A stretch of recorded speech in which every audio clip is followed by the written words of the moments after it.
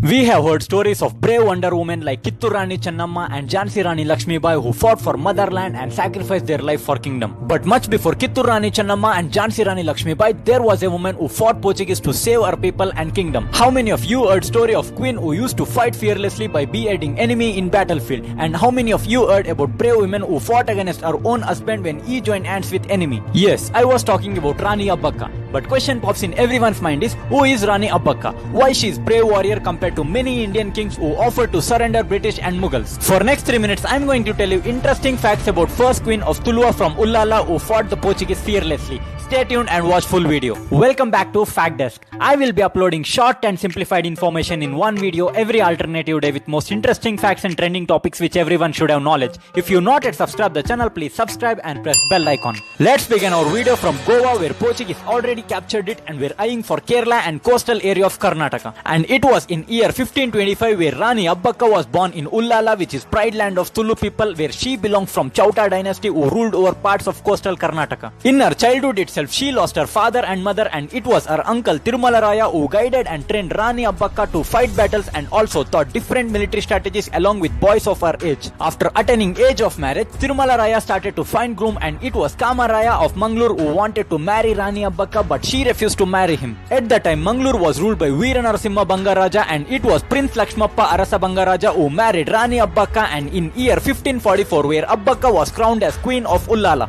After death of Veera Narasimha Bangaraja, it was his son-in-law Kamaraja who crowned as new king. Yes, you heard it right. As per tradition of Chauta dynasty, successor of crown after death of king will not be son but son-in-law. As per this tradition, Abbakka will rule Ullala and Mangalore will be ruled by Kamaraja. But Kamaraja was so cruel that he wanted to rule not just Mangalore but also he wanted to take Ullala with lust on Rani Abbakka. As Portuguese were strengthening its grip in coastal Karnataka by destroying ports of Mangalore, local ruler decides to bribe Portuguese, but it was Rani Abbakka who opposed bribing Portuguese by taking stand on behalf of people. But it was Abbakka's husband Lakshmappa Arasa Bangaraja and Kamaraja who denied Abbakka for her decision, so she left Mangalore and went to Ullala with her 2 sons. It was time when Vijayanagara Empire was declining and our kings were fighting each other to expand their kingdom, and also at the time Ullala was one of the biggest trading center for spices where traders were exporting goods to different part of world, and it was Portuguese who wanted to capture this area. But it was Rani Abbakka who wanted to be independent by holding forts of Ullala, and it was in year 1555 where she wants Portuguese to not enter Ullala by defeating Portuguese admiral in seashore, and it was in year 1557 Portuguese captured Mangalore, and later Portuguese viceroy I for Ullala where he burned forts of Ullala along with women and children, where Abbakka escaped safely to secret place and decides to fight with small number of her army where she kills Portuguese general. With supporting troops of Arabs and Bijapur Sultans, she faced Portuguese fearlessly, and it was in year 1570 Calicut troops will fight Portuguese in support of Abbakka, but it was Kamaraju and her husband Lakshmappa Arasa Bangaraju joined hands with Portuguese. And painful thing is, because of betrayal of her husband and her own people, she lost battle, and not to forget Portuguese tries to capture her where she fought bravely till her last breath and sacrificed her life in battleground. Even today, people of coastal Karnataka remember her bravery,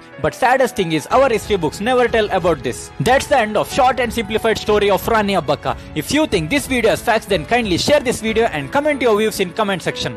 Also, don't forget to subscribe our channel for more interesting and trending videos.